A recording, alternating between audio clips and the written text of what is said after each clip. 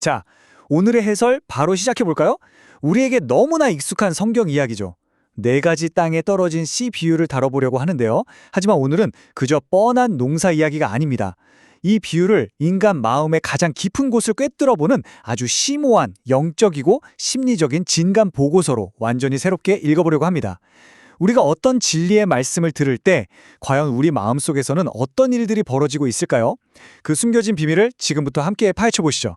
개혁주의 청교도들의 관점에서 보면요. 이 비유는 단순히 말씀을 잘 듣자 정도의 교훈이 아닙니다.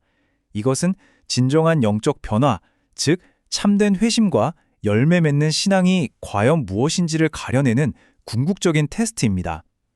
진짜 내 삶이 근본적으로 변했는지 아니면 그저 겉모습만 그럴싸하게 바뀌었는지 판별해내는 아주 강력한 시금석인 셈이죠. 자, 여기서 전체 서사를 관통하는 진짜 흥미로운 포인트가 하나 있습니다. 밭에 뿌려지는 씨앗, 그러니까 복음의 메시지 자체는 어느 밭이나 완벽하게 똑같고 절대 변하지 않는다는 점이에요. 그런데 왜 이렇게까지 극단적으로 다른 결과들이 나올까요? 정답은 뻔하죠. 바로 그 메시지를 받아들이는 우리의 마음, 즉 토양의 상태에 모든 것이 달려있다는 뜻입니다. 앞으로 우리가 짚어볼 진단 과정입니다. 첫 번째, 길가와 같은 마음부터 시작해서 돌밭, 가시떨기, 그리고 이상적인 좋은 땅을 차례대로 살펴볼 거고요. 마지막에는 우리 마음을 어떻게 다시 갈아엎을 수 있는지 그 확실한 처방전까지 쭉 이어서 가보겠습니다. 그럼 첫 번째 진단 케이스로 가보죠. 길가와 같은 마음입니다. 씨앗이 아예 들어가지조차 못하는 꽉 막힌 상태를 말하죠. 청교도들은 이 상태를 영적 무감각이라고 정확하게 진단했습니다. 사람들이 너무 많이 밟고 지나가서 바닥이 완전히 시멘트처럼 단단해진 흙길을 상상해보세요.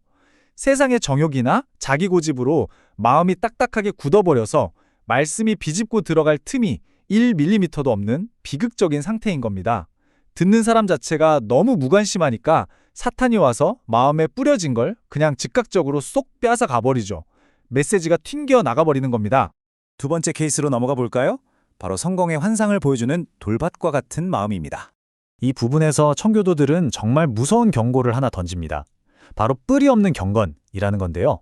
겉보기에는 말씀도 잘 받고 당장 싹이 나니까 엄청난 열정이 있는 것처럼 보여요. 하지만 그 속을 깊이 들여다보면 확고한 진리를 붙잡는 게 아니라 그저 그 순간의 감정에만 완벽히 의존하고 있는 겁니다. 지성적으로 치열하게 고민한다거나 의지적으로 결단하는 깊이가 전혀 없는 아주 표면적이고 얄팍한 믿음인 거죠. 이 마음의 진행 과정을 보면 마치 타임랩스 영상처럼 순식간입니다. 처음엔 막 즉각적인 기쁨과 흥분으로 반응해요. 와, 너무 좋다 하는 거죠. 그런데 지성이나 의지라는 단단한 뿌리가 없기 때문에 신앙 때문에 작은 어려움이 생기거나 박해가 닥치는 바로 그 순간 환상적인 속도로 자라났던 열정이 그야말로 바사삭 무너져 내리고 맙니다. 잠깐 감정이 고조된 걸 진짜 회심으로 착각하면 절대 안 된다는 뼈아픈 교훈이죠. 이어서 세 번째 진단입니다. 성장이 질식되어버리는 가시떨기 마음인데요. 이 밭에서는 씨앗이 자라긴 자랍니다. 그런데 주변 환경이 완전 독성물질 투성이에요. 성경이 여기서 아주 구체적인 두 가지 가실에 지목하죠. 바로 세상의 염려와 재물의 유혹입니다. 사실 이거 현대를 살아가는 우리한테도 시선을 확 빼앗아가는 가장 치명적인 방해물 아닙니까?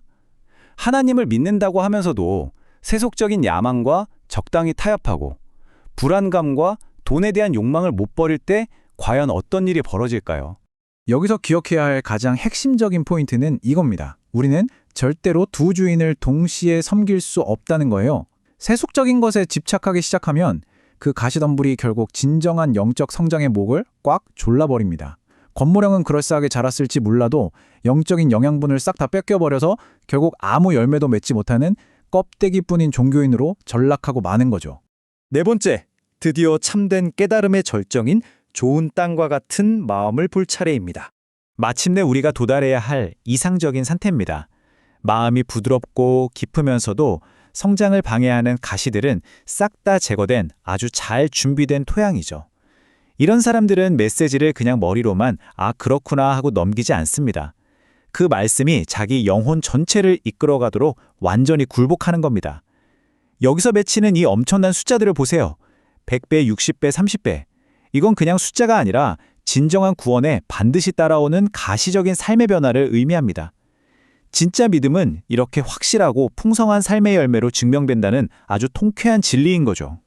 자, 이제 마지막으로 가장 중요한 시간입니다. 우리 마음밭을 어떻게 기경할 것인가? 청교도식 처방전 들어갑니다. 이론은 이제 알겠고, 그럼 일상에서 어떻게 실천해야 할까요?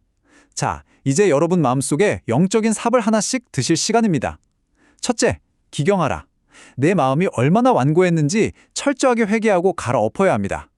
둘째, 뿌리를 점검하라. 얄팍한 분위기나 순간의 감정이 아니라 예수 그리스도라는 단단한 반석 위에 내 마음을 깊이 내리고 있는지 확인하세요. 셋째, 가시를 제거하라.